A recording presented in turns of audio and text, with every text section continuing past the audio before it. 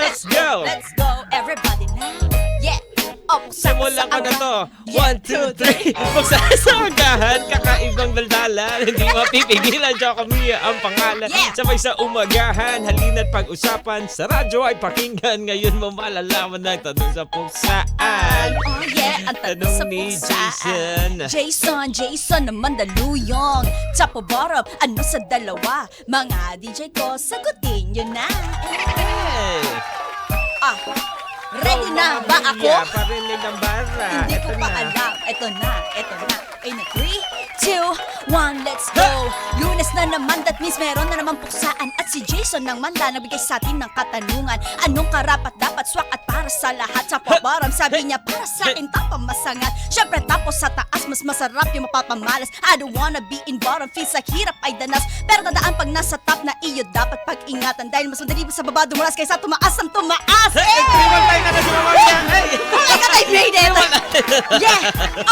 Triple time. Tumaas at tumaas, wag pababa ng pababa.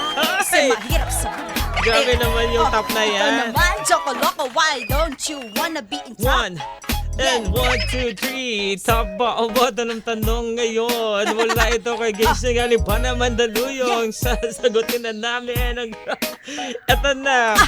Top ang pinili ni Mama Mia. Sa akin naman bottom kasi pag nandun. Sobrang init ngayon, mas okay pag nandun. Yeah. Hindi maalinsangan, parang bikini bottom. Parang panghimaga sahog niya ay nasa bottom. Kasi pag nasa bottom, feeling ko ay madilim doon. Pero ang totoo, hindi kailangan ng ilaw doon.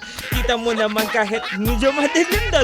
Alam kong alam mo kasi galing ka na rin doon. Yeah, oy! 1, 2, 3. Yan ang sinabi sa akin na kaibigan ko sa bottom.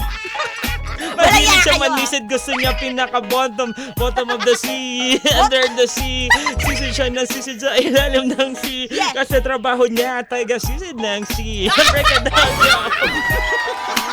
Ano ba yung letter C na yan? Hindi ko din alam sa kanya eh. Kuchi! Ang cute naman niya.